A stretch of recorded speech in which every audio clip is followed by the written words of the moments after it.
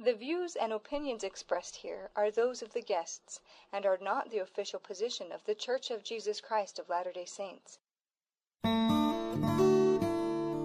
One of the most remarkable aspects of The Church of Jesus Christ of Latter-day Saints is its unique history. Throughout the world, great stories from faithful church members have only added to that history.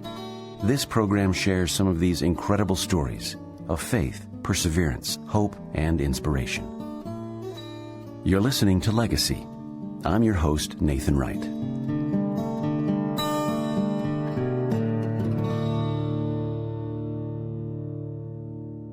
Thomas L. Kane has been described as a man of sharp contrasts. He was an anti-slavery crusader, but longed for the chivalrous world of the Southern gentry.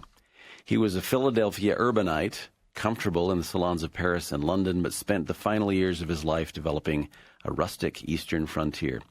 He was a master of using the media toward his ends, but preferred private negotiations to the public spotlight. He was a child of wealth, an American aristocrat, but he worried endlessly about finances. Here to discuss the life of this complex 19th century social reformer is author and historian Matthew Groh. Matt, welcome back to the Mormon Channel. Nice to be here. I should mention to our listeners, they will probably remember we've had Matt here before talking about Parley Pratt with his father, Robert. That's right. And as a reminder, just tell us what you currently do and what brought you to this. Well, I teach history at the University of Southern Indiana, and I chose to write a dissertation on Thomas Kane because he's a fascinating person, not only in Mormon history, but also in the history of 19th century America. He's involved in so many things. And there's also tremendous sources on Thomas and his family. They wrote a lot, and they kept their letters, and they kept their journals, which is just tremendous for a historian to be able to really get into the minds of these people. An obituary for Thomas Kane described his Romantic Reformation philosophy as liberty to the downtrodden, which is also the name of the book that you've written. Let's get some background on him. Where did he come from? Let's talk about his pedigree just a little bit and sort of how he became who he became. Well, Thomas Kane is from Philadelphia, and he's born to a very prominent Philadelphia family. They're a family on the rise when he's born. His father, John Kane, is a lawyer who quickly becomes connected with Democratic politicians of his era. He becomes an advisor to presidents like Andrew Jackson and James K. Polk, and he's eventually appointed to the federal judiciary. And he maintains a very prominent profile in the Democratic Party. His mother also comes from a very prominent Philadelphia family, the Leapers. And so together, they had social prominence, they had quite a bit of wealth, and Thomas is their second child. Their first child is his older brother, Elisha, who has a fascinating life in and of itself. He becomes one of the most famous 19th century Americans in the 1850s as an Arctic explorer. He went on a couple of voyages to the North Pole and really becomes a celebrated person of his era.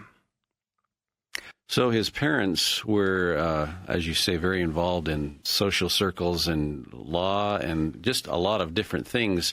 Thomas came along and he had some different ideas than his parents. What were some of the ways that he didn't follow in his father and mother's footsteps? Well, Thomas, as a young man in his late teens, his early 20s, he's really looking for a cause, and he's looking at all sorts of different possible social reforms that he can spend his life doing. He gets involved in the campaign to abolish capital punishment, for example. He becomes involved in anti-slavery circles. And that's one of the key areas where he differs from his father. When his father is a federal judge, he is known as one of the northern judges who is enforcing the fugitive slave law, which in that era required Northerners to help extradite fugitive escaped slaves to the South. And there are some very prominent cases that come before Judge Kane in which he returns fugitive slaves to the South. At the same time, Thomas is working as his legal clerk in his courtroom. And after the fugitive slave law is passed, Thomas writes his father a letter of resignation, which is so strident that his father finds him in contempt of court and actually puts him in prison. And at the time, Thomas is living in his father's house.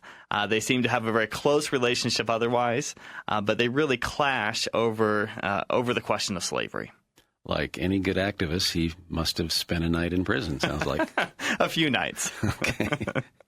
So I think most people are aware of Kane's mediation efforts in the Utah War that most assuredly helped avoid some bloodshed and other problems. But his efforts on behalf of the Mormons started many years before that. Where did it all start with the Mormons? This is the Mormon Channel. We probably ought to talk about that. Well, that's one of the really fascinating things I found through researching Kane is how extensive his involvement with the Saints were.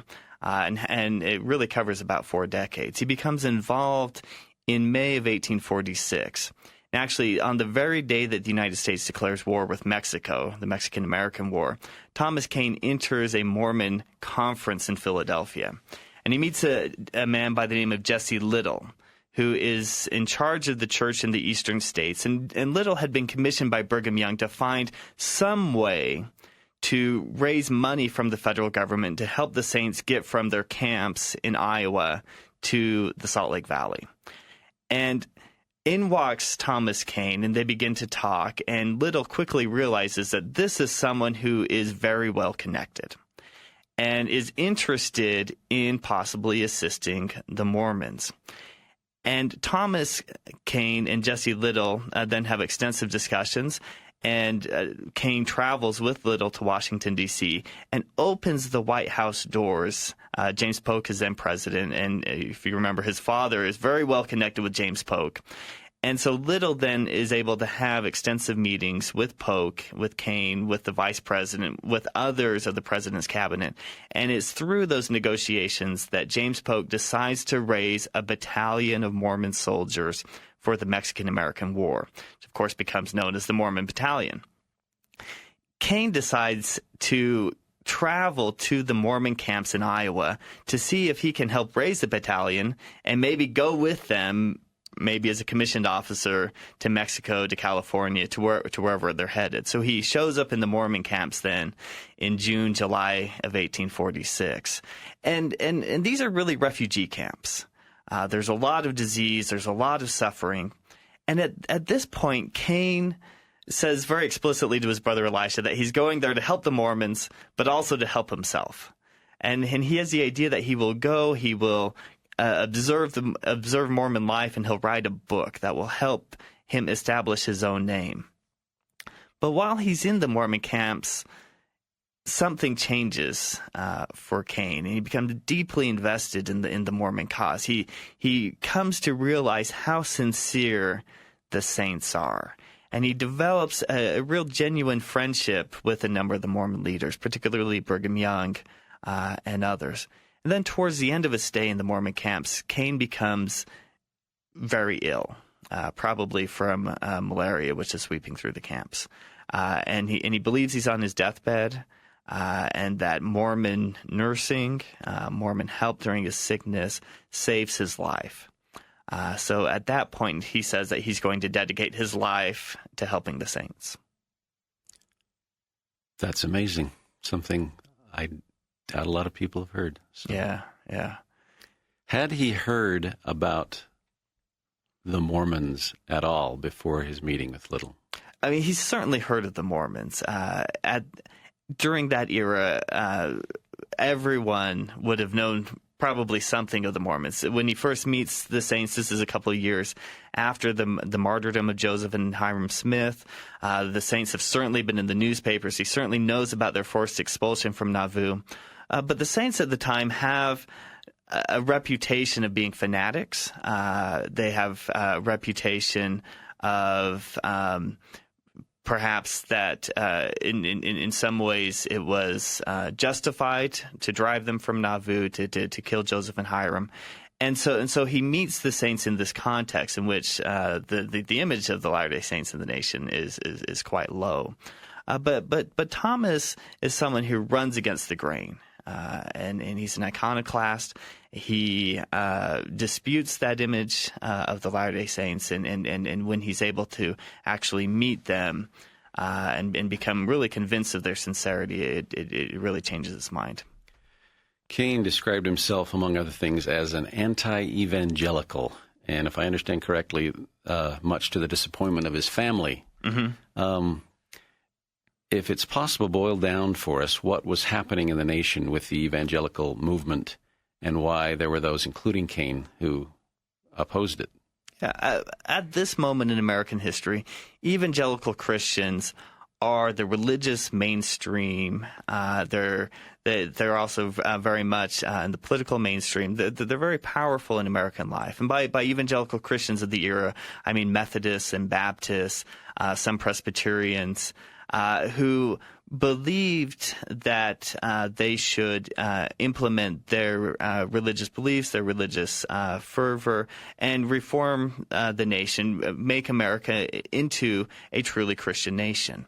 And Thomas Cain and certainly some others of the era were repelled by the evangelical movement, and he certainly saw the evangelical Christians as persecuting the Latter-day Saints, and decided that he would work on behalf of the saints against them. And certainly this was very controversial, what he was doing. Even his own family, when he decided to go to the Mormon camps, were very concerned about his reputation, about his sanity in certain respects. They feared that he might come home as Elder Cain rather than Thomas Cain, and his father worries that he's going to damage his reputation as a right-minded man. And so there's tremendous amount of concern, even from within his own family, about what he's doing. So, as you say, it was the evangelical movement that was the driving force in the anti-Mormon activity. Since is that fair? I mean, certainly that's how Thomas Cain perceives it, and I wouldn't say that all of the animosity towards the saints comes out of the evangelical movement, though obviously the evangelical movement and the Latter-day Saint movement, there's obviously a lot of tensions between them in the 1800s. And so, from Cain's point of view, could his intervention on behalf of the Mormons be seen as perhaps feeding his pet peeve for anti-evangelicals? I think that's part of it. I think certainly he's repelled by the evangelical movement, and his defense of the Latter-day Saints is in some part a reaction against them. So yeah, I think that's certainly part of what's going on in his motivation. And then perhaps with his desire for humanitarianism, right, it might be described as a perfect storm for Thomas Cain, just something to really do what he loves to do. I think that's right. How did Thomas Cain feel about honor, personal honor? Honor was very important to Americans of Thomas Cain's era, particularly Southerners and those who lived in border states like Pennsylvania, Philadelphia, those who had a lot of connections with the South. And honor, it meant to defend your personal reputation. And so when Thomas Cain felt that people were attacking his reputation, he felt honor-bound to defend it. And in the same way that he felt honor-bound once he committed himself to defending the Latter-day Saints, to defend them as well. He once told Brigham Young that he would serve as his second in an affair of honor. What that meant is that when you dueled, each the two individuals dueling had seconds. Other men who basically ensured that the conventions of the duel were honored, that things happened in the agreed upon manner. And so Cain said that he would serve in that role for the Latter-day Saints.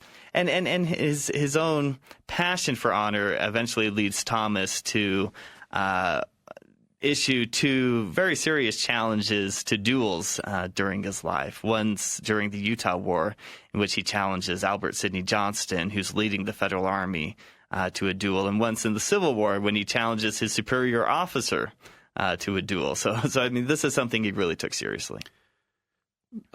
Because of that, I guess you could almost say chivalrous honor. Mm-hmm. Did he consider himself a hero in the romantic sense, the way he was going about trying to make a difference? I think he did. I think he had a real sense of himself as someone who would defend the downtrodden, someone who would engage in humanitarian causes, who would speak for people who couldn't speak for themselves, whether that meant the Latter-day Saints or any of his other reforms. And we mentioned that he was involved in anti-slavery. He was also very involved in women's rights.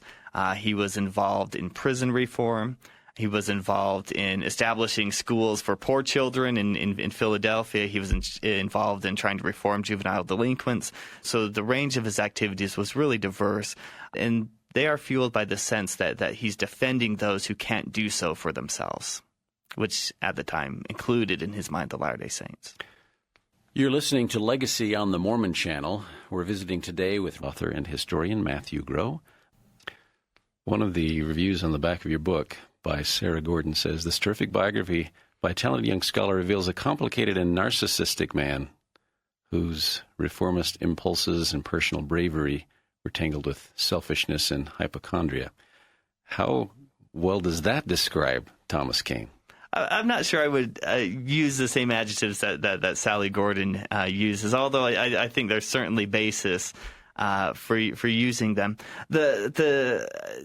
Thomas does see himself as, he does have a sickly disposition, and there's several times in his life that he thinks he's on his deathbed, and so there is this tendency towards hypochondria. There is this tendency towards self-absorption that he has, but it's a self-absorption that also extends outwards.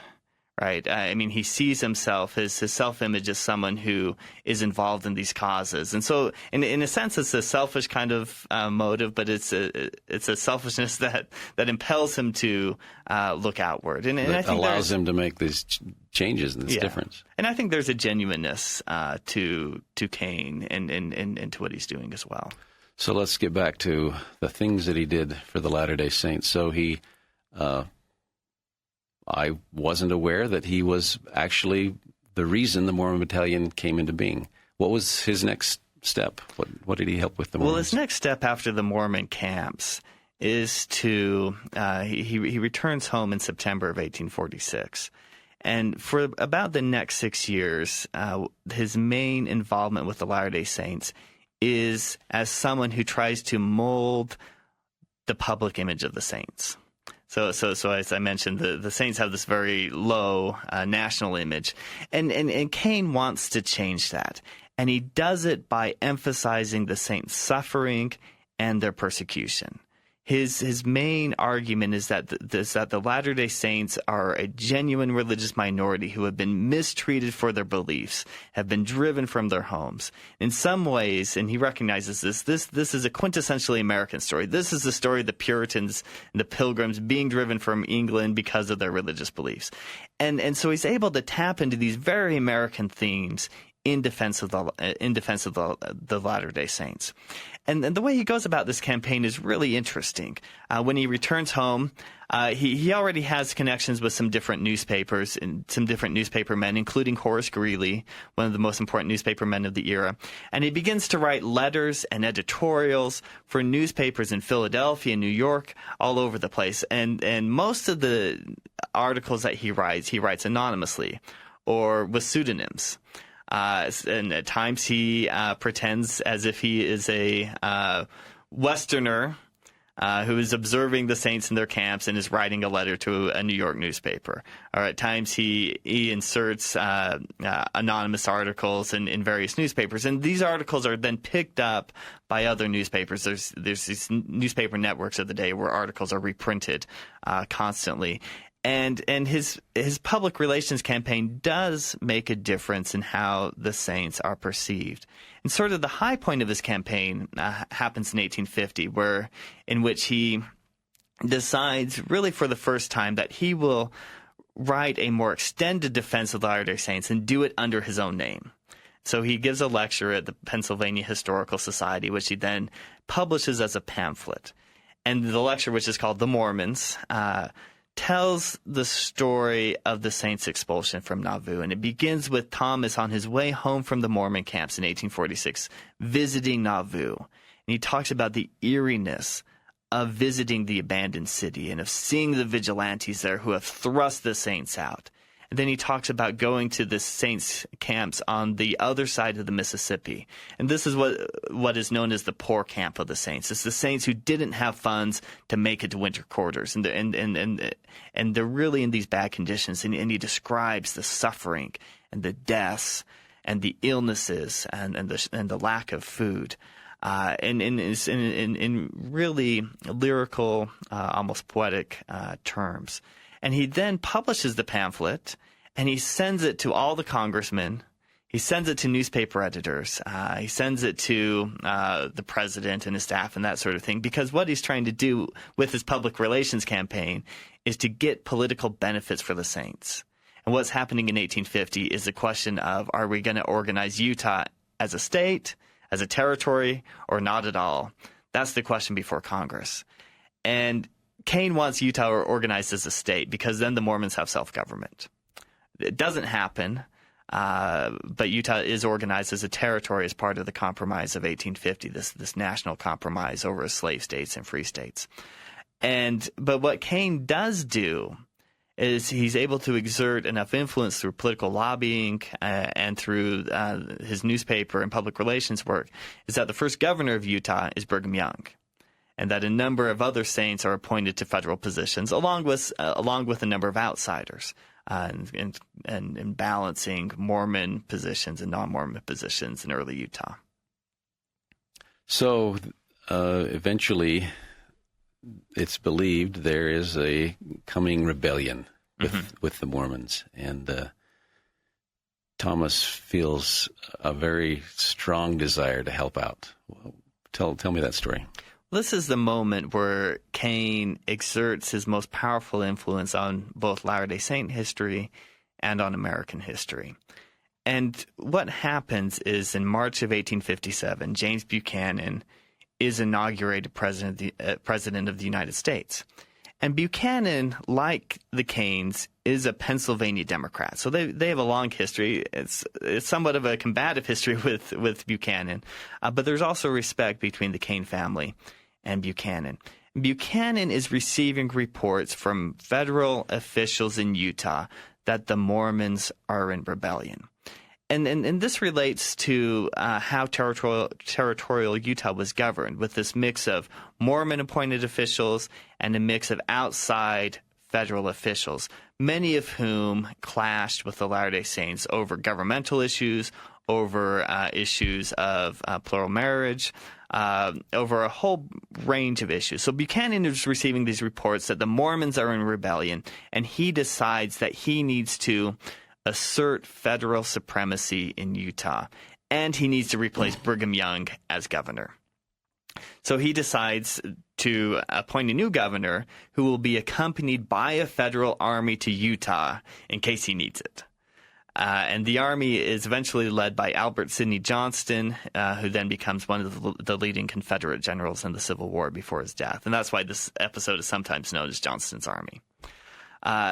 Kane, after Johnston's army gets a late start headed to Utah, and as has come down in sort of Utah folklore, there's burning of some of the supply trains for Johnston's army, and it slows them down further.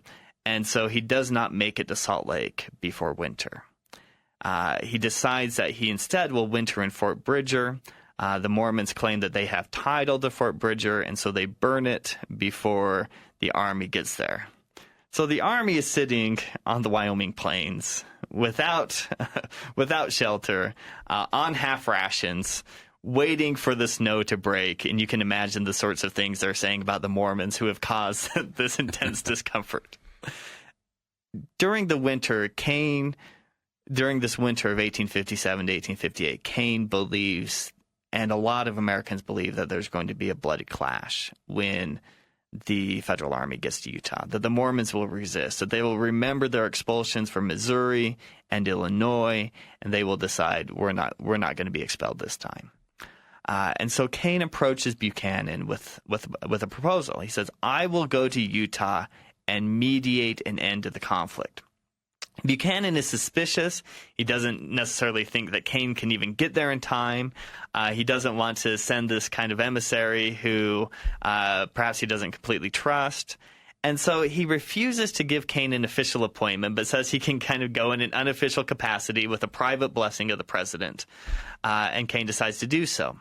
Takes a ship from New York in early January of 1858, sails to Panama, crosses Panama, then sails to California, and he's traveling incognito because at this point his name is known as the Defender of the Latter-day Saints. He's actually traveling with a black servant by the name of Anthony Osborne, and he takes Osborne's name. And so he's traveling as a Dr. Osborne, claiming to be a botanist. Once he gets to California, he then travels overland down through San Bernardino, which had been a Mormon settlement, but most of the Mormons had been called home at the beginning of this Utah War conflict. And San Bernardino is just a hotbed of anti-Mormon activity, suspicion. And the strange Dr. Osborne shows up looking for people to help take him to Utah. And he almost gets himself lynched in San Bernardino by those suspicious of his motivations. But there are still some Mormons in San Bernardino who realize what's going on, recognize who he is, help him get an escort to Utah. And so he travels through basically southern Nevada, up through southern Utah, and he reaches Salt Lake in late February 1858. At this point, the Saints aren't sure of what to do. There are a lot of Latter-day Saints, including some in the leadership of the church, who believe that a strong stance needs to be taken against the army, that there should be armed engagement with the army. Brigham Young himself is unsure of what to do, but he decides eventually, after Kane is there a couple of weeks, to accept Kane's overtures for peace and that to accept this negotiation. Kane then, with Brigham Young's blessing, travels to Camp Scott, which is where the army was staying near Fort Bridger. Once he gets to Camp Scott, he and Albert Sidney Johnston immediately clash. It's at this point that Kane actually challenges him to a duel. So the negotiation with the military is not going well. But the new governor of Utah is a man by the name of Alfred Cumming, who is a Georgian. And Kane convinces Cumming that the Mormons are serious about peace. And Cumming agrees to travel with Kane alone to Utah in a gesture of peace. And Johnston and the military officers think that Alfred Cumming is making a horrible move. They think he's crazy. They think he's walking into a lion's den among the Mormons. But Cumming is convinced by Kane to give this a try, and so he travels to Salt Lake with Kane before the army. And Cumming, Kane, and Brigham Young, then negotiate a settlement in which Brigham Young agrees to accept Alfred Cumming as the new governor. Cumming assures the Saints that the federal army will not attack them, that they will that he will protect them from the army. And so with this settlement, Cumming then tells Johnston and the army to come to Utah, and they set up a camp some miles from Salt Lake. The Utah War basically ends without that armed conflict that so many had feared. And Kane then travels back to the east, and he's received as a hero. Newspapers call him a Napoleon of peace. And Buchanan at this point embraces Kane and Kane's mission. It's a success, and the Utah War is averted. What does Kane do next? Well, one of the reasons that the Utah War is so little remembered in American history is because there's a real war that follows 2 years later, the Civil War. And Kane, the very day that the South fires on Fort Sumter in the South Carolina harbor to begin the Civil War, Kane sends a telegram to the governor of Pennsylvania, says, "I will raise a regiment." And the governor accepts. And Kane raises a regiment of soldiers from the mountainous areas of northwestern Pennsylvania that become known as the Bucktail Regiment because they wear a deer's tail as their insignia. The Bucktails become one of the most famed regiments of the Civil War. So if they're mountain boys, they probably know how to shoot. They do. And they're famed marksmen. And Kane serves as lieutenant colonel of the Bucktails, and then he serves in other positions in the war. He basically serves until Gettysburg. And he's on leave in Gettysburg because he suffered a lot of illness during the Civil War, and he's been wounded in 2 battles already, taken prisoner after one of these battles. Temporarily, and then sent north in a prisoner exchange. So he's on leave in Pennsylvania when he learns that Robert E. Lee's army of Northern Virginia is invading Pennsylvania. He rushes to his regiment, gets there basically as the Battle of Gettysburg is beginning, and then leads his troops at Gettysburg. After Gettysburg, his physicians say that his body has been so damaged by his wounds in the Civil War that if he continues to serve, he's likely to die. And so at that point, he resigns his commission. Describe for our listeners these the wounds that he actually received, because they were quite serious. In an early battle in the Civil War, Kane is shot in the face, in the cheek. In another battle in 1862, Kane is injured in the leg, probably shot in the leg, and then as he is arising, a Southern soldier hits him with his musket in his sternum and breaks Kane's sternum, and he's going to basically spit blood the rest of his life. It's an injury that he never really heals from. And then so those are the main injuries. But after the Civil War, Kane is really a physical wreck. I mean, he has to use crutches a lot of the time. He can't ride a horse a lot of the time because of these physical injuries. So he really sacrifices tremendously during the war. I read that he was a rather visionary soldier and taught tactics that weren't known and perhaps even accepted among the regular army people. Can you describe some of those? Well, his main tactical idea was woodland tactics, that rather than that you should use the tactics that these mountaineer soldiers were familiar with, right? Kind of fighting in the woods and using that as a real tactical advantage. And Kane is a controversial soldier. He's someone who butts heads with people throughout his life, and he certainly does that with the military leadership. But they do ask him eventually to write a manual of tactics. Are there any contemporary equivalents of Thomas Kane that you can think of? That's a great question. I mean, Kane is someone who defended the saints throughout his life. In some respects, some have suggested that Jan Chips, the contemporary scholar of Mormonism, has acted in a Thomas Kane like role because of her scholarship, which has legitimized Latter-day Saint history and in a real way helped explain the church to the outside world. And certainly their roles are very different in that Ships is a scholar, Kane was an activist. Kane worked explicitly to defend the saints, while Ships has worked more to explain them to the world. The Mormon History Association actually awards a Thomas Kane award every year, which is given to someone outside of the church who has been an advocate of the church in some ways, often related to the preservation of church historic sites. And the list of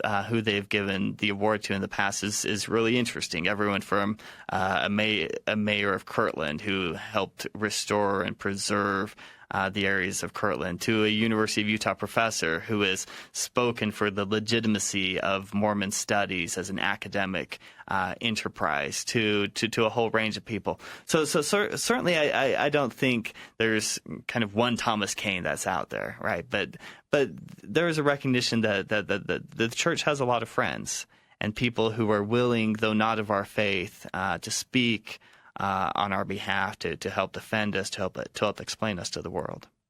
How about in a non-LDS sense? Who would you consider a social reformist of today? That's a great question. And social reform has always been a contested area, right? Just as Thomas Kane argued for abolishing the capital punishment, other social reformers of the day argued for things that would have been diametrically opposed to that. So looking at the contemporary landscape, you could certainly say anti-abortion activists are social reformers, while at the same time pro-choice advocates would say that they too are social reformers, right? So it's this very contested area. And the interesting thing about Kane is that he worked in all these different areas. But I think the area that most inspired Kane was religious liberty. And that's what really his defense of the Latter-day Saints came down to, is that small, maligned groups should be defended, should be given the liberty to play out their beliefs. How have the Latter-day Saints, you mentioned the Thomas Kane Award, how have the Latter-day Saints honored the memory of Thomas L. Kane? Well, since the very moment that Thomas Kane walked into Mormon history, the Latter-day Saints have promised him that he would be remembered. John Smith, who is the prophet Joseph Smith's uncle and the patriarch of the church, gives Thomas a patriarchal blessing in 1846 when he's at the Mormon camps. And John Smith gave him a lot of promises, and one of the promises that Kane was particularly surprised by was that he would marry and have sons and daughters. Kane at this time is a bachelor, he's sickly, so that really surprises him. But another thing that John Smith tells Thomas is, "Thy name shall be had in honorable remembrance among the saints to all generations." And that promise that Kane's actions would be remembered by the saints is repeated by Brigham Young, by Wilford Woodruff, by Orson Hyde, by lots of Latter-day Saint leaders during the 19th century. Some of the things that the church has done during the 20th century to remember Thomas L. Kane is a Latter-day Saint philanthropist in the 1950s placed a statue of Kane in the Utah State Capitol as a friend to the Mormons. In the 1970s, the church bought a chapel that Kane had built toward the end of his life in Kane, Pennsylvania, which is this little town that Kane had founded. They purchased it. They helped restore some of it as the Thomas L. Kane Memorial Chapel. It's been a historic site for the church, and the saints and Kane still meet in this chapel. Probably most significantly in recent years is that the church, both the church historical department and particularly BYU, have made really astounding efforts to find and purchase and preserve the papers of Thomas L. Kane. And it's really a massive collection and a very expensive collection. And David Whitaker, who's the curator of the Mormon collection at BYU, has been the one most responsible for this. But it's a collection that includes thousands and thousands of letters of Thomas and his family, his wife Elizabeth, and their parents and their children. And they've preserved these in a really remarkable way at BYU and made them accessible to researchers. And that's what I was able to use for my book, and will be used by a lot in the future by other historians. Sounds like a direct promise to to keep him in remembrance for Yeah. all generations. That's quite amazing. Yeah. Any other remarkable Thomas Kane stories that come to your mind that you would like to share with our listeners? Well, one comment I would make is that Thomas Kane's involvement with the Saints doesn't end in 1858 when the Utah War ends. He's really wrapped up in the Civil War and founding this town named Kane in the 1860s. But in the 1870s, he again begins to defend the Saints very actively. And this is an era of a lot of anti-polygamy federal legislation, federal pressure on the Latter-day Saints. And Kane is again the leading Mormon lobbyist in Washington, D.C., helping to block a lot of the this legislation. And he also then visits Salt Lake City in 1872, 1873. He spends a winter here with Brigham Young and St. George. And Brigham Young and Thomas Kane kind of lay out an agenda for what he will help the Saints do over the next decade. And it's really remarkable. They talked about Mormon colonization in Arizona and Mexico. And Kane then goes to Mexico to scout out sites for what's going to become the Mormon colonies in Mexico. They talk about the need for Brigham Young to write a will because Brigham Young's own business interests are so intertwined with the church that Kane, as a lawyer, recognizes that this is kind of a legal ticking time bomb. Right? There's going to be a huge problem at Brigham Young's death. So Kane spends almost a year writing Brigham Young's will.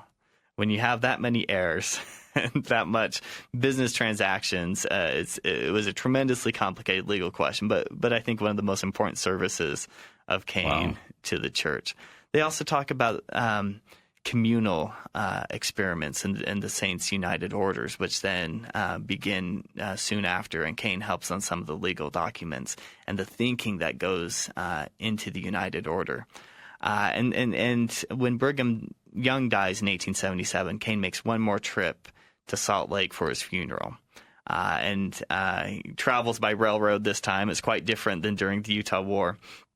But he's concerned about the future for the church, but decides that the church is in good hands.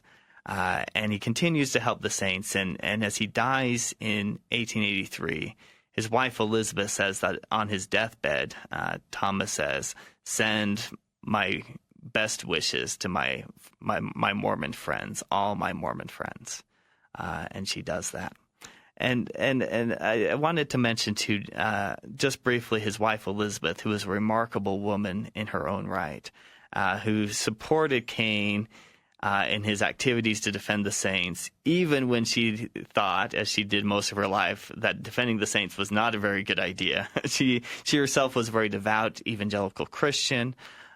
She believed that Thomas was spending way too much of the family resources defending the Latter-day Saints. Thomas lost his job when he goes to defend the Saints during the Utah War.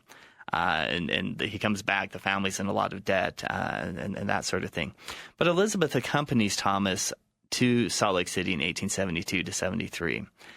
And she then writes a book called 12 Mormon Homes, which describes the different homes that they stayed in on their way to St. George. It takes 12 days, 12 nights. And what the book is a defense of Mormon women.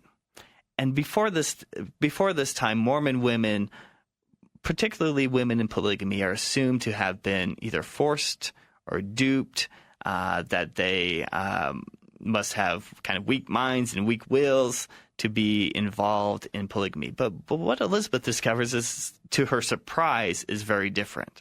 That Mormon women are strong-willed, that they believe in polygamy as a religious system, that they are talented, that they are engaged in all sorts of things in the Utah economy. And so she goes back and writes this book, which is one of the few kind of insider accounts of what life is like in Mormon polygamy, and a real defense of Mormon women. And was it her father that also published diaries and some other writings of Elizabeth? That's right. I mean, her father helps the 12 Mormons Homes book be published. Very good. Yeah. Well, I've got to say that there's so much about this man, Thomas Kane, that I had no idea, and just what the inscription on the statue up at the Utah State Capitol is so true. Friend of the Mormons. That's what he did, and for us in our time, we have a lot to be grateful for what he did. Right.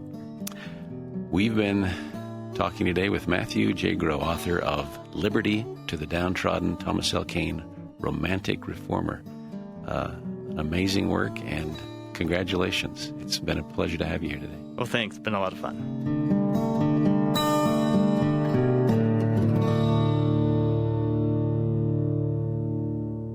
I'm Nathan Wright, host of Legacy, inviting you to listen to other programs on the Mormon Channel. The following is an excerpt from the program Conversations. Host Ruth Todd talks with Herbert Klopfer about life as a member of the church in Germany during World War II. You can hear the entire episode, as well as other Mormon Channel programs, by logging on to radio.lds.org. This particular story took place in the little town of Esbjerg, which is on the west coast of Denmark. It was a mid-sized town as far as my father was concerned, thinking that maybe it sustained a small branch of the church. But where? If and where? So he chose something that others had also tried to do during the war successfully. That is, to walk down deserted Main Street on a Sunday morning, probably the Sunday before Christmas, and either humming or singing a tune that he would be recognized by. Now, we don't know what that was. It could have been Do What Is Right. It could have been Come, Come Ye Saints, something that was familiar to all saints throughout the world. And out of nowhere, a little girl came, hopscotching, if you please, from behind, going rather fast to somewhere, and as she passed him on his right and heard what he was humming, she stopped in her tracks and looked up to him and said in Danish, "Mormon?" My father responded. He couldn't speak Danish. He simply nodded his head. She grabbed his hand and dragged him to church. Now, there's something very interesting that happened at church, if you would like to Continue. share that at this point. The branch president, whom I didn't know who he was or where he was, alive or dead or whatever, told me about 40 or 50 years later when someone suggested that he too had emigrated to the United States and lived in Salt Lake City.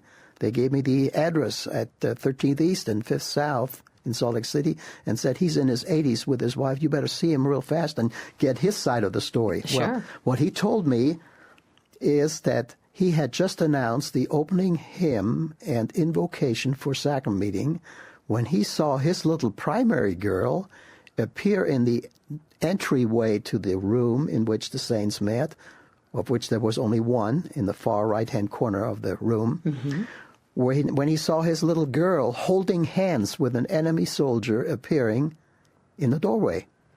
He was worried. The branch president thought, well, now this is something that could really harm us because he might be a Nazi. He might be someone spying on us and may want us to harm in some way.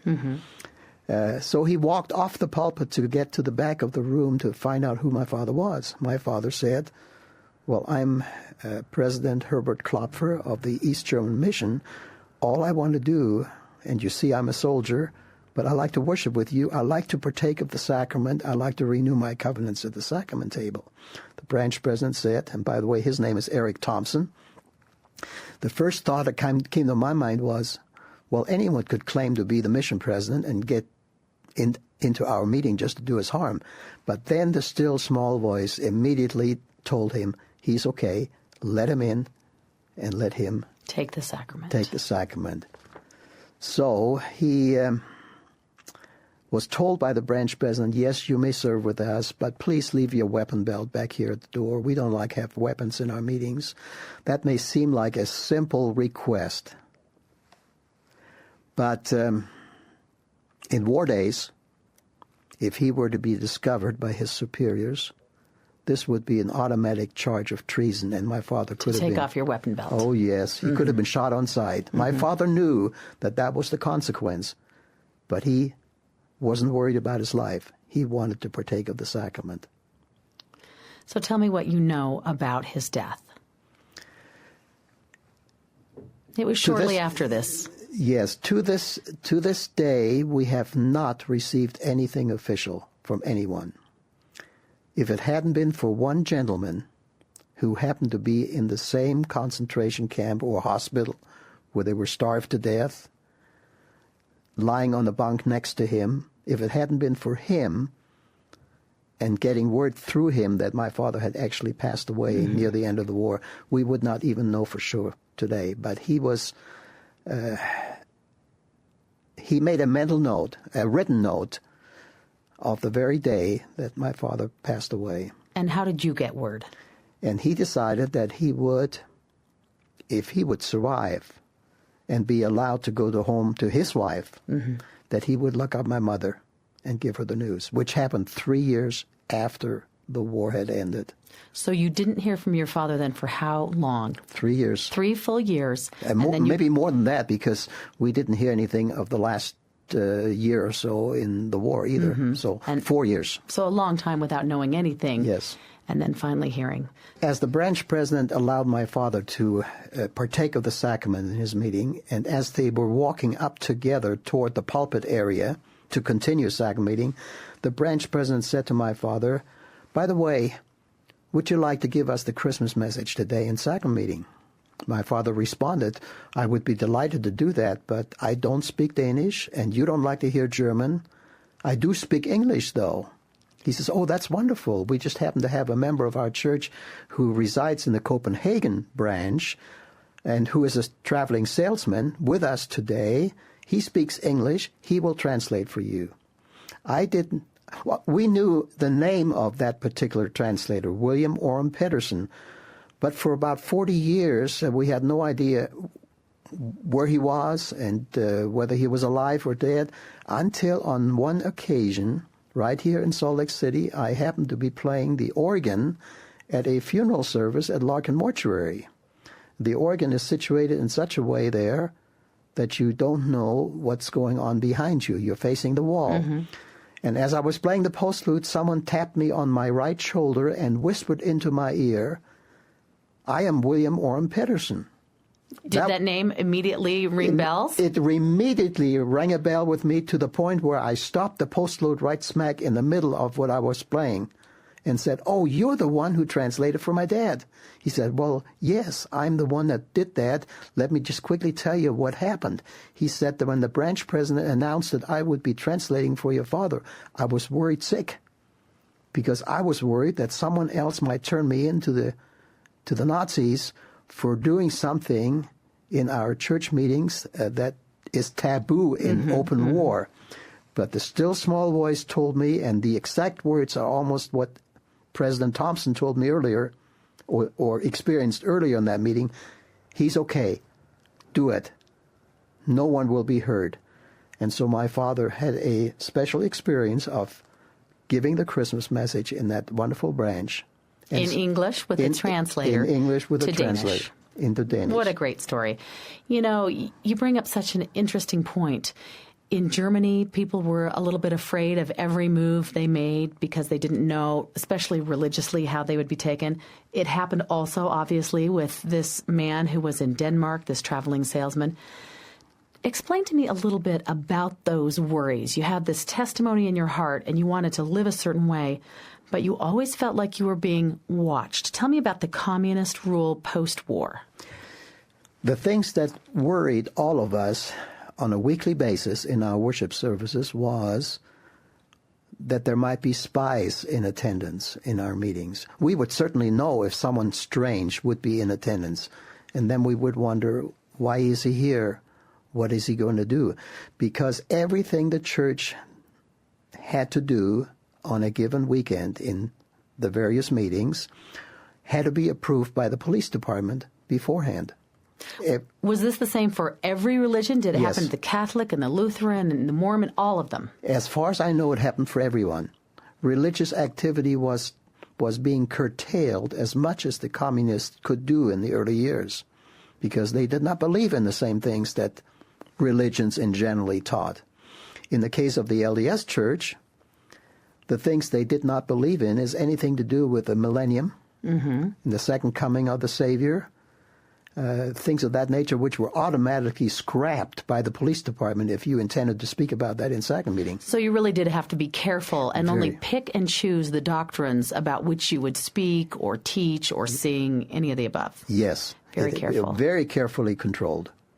Well, tell us a little bit about life that way. Did you ever have a Sunday service where a soldier came in to listen, or you, maybe not a spy, but overtly you saw somebody that you knew was watching your activity? Did that ever happen? Not in my memory. I do not remember any such thing, even though I heard that it happened in other branches. In other LDS branches. LDS branches. How many members would be on a regular Sunday service? In our branch, just slightly under 100. So a good-sized branch, and there were several of these, quite a few around. Do you know how many members of the church were in Germany at the time, in East Germany? I think after the war it had slipped to about 3,000 in East Germany. All in branches around East Germany? Yes. There were about 5,000 before the war, but about 3,000 left after the war. Lots of them were killed in air attacks and as soldiers and so on. Yes. You mentioned that things in your school changed a lot as well. Yes. I remember one day riding my bicycle to school, and communist youth that had been converted to communism and were trying to get other converts suddenly jumped right in front of my bicycle, so I had to stop, and tried to force me to join the Communist Party as a teenager, which of course I did not, but they made it miserable, and it happened in school too. And well, tell me about the education philosophy. It changed as well. You said principles of communism started infiltrating your learning, your curriculum. Yes. Yeah, everything that was being taught in almost every class in school had communist ideology attached to it. There was an emphasis made that there's no such thing as a family, that families need to be separated. Each one is on his own to live his life and to become they didn't use the word, but what it boiled down to, become a slave to the communist government. Was every church, including the LDS Church, known to teach principles that were diametrically opposed to communism? Was everyone in that same boat? You know, I cannot answer that one because I'm not really sure whether there were. I do know that there were some very unique LDS doctrines that seemed to be diametrically opposed to communism. You mentioned that there was a lot of turmoil, both economic and political, and you remember these years. There was something called hamstering for food and other basic needs. Tell us a little bit about that. The term hamstering is fashioned after the things that a hamster does. He stores up food in his rear mouth pockets. Or, kind of the jowl area of his mouth. And, like squirrels do the same. Yeah, squirrels, yeah. And so we had to do the same thing to provide for us. My mother, on many occasions, would ride her bicycle to the surrounding farms and beg for food from the farmers. Some would give her food, others would not. And the kinds of food that she would get would be helpful just for a day or so to carry us through. Just small rations. It would and be, at this time, you're still waiting for your father to come home. You don't know he has died, and your mother is home with two young children, you and your brother. Yes, yes. And so did you realize how hard it was for her to get on a bike and go just try to find these meager rations for the day? Yes, I did very much realize that. And how did that affect you? You were the oldest child, the man of the house, so to speak, while your father was away. I really felt bad for my mother because I knew that whatever she secured food-wise from the farmers, she would give to me and my younger brother, and she would literally go without food many, many times. You watched that happen. I watched that happen. I also knew that we used to go out into the fields and gather whatever seemed to be green, like thistles and dandelions and stinging nettle, and we would take those things and boil them up and eat them. Even the greens of carrots we would eat. Just anything we could find to sustain us. We even were assigned little gardens that we could grow things on. It was on an old cemetery where all the graves had been leveled, no headstones anymore, and we were assigned little plots where we could grow beans and potatoes and things of that nature to survive. And I remember quite well that we used to dig up bones of humans that used to be buried there, and along with the potatoes and everything else that we had. Anyway, it was tough. Really tough. And so you remember being hungry. Oh, yes. Oh, yes. You've been listening to an excerpt from the Mormon Channel program Conversations. You can hear the entire episode, as well as other Mormon Channel programs, by logging on to radio.lds.org. Thanks for listening.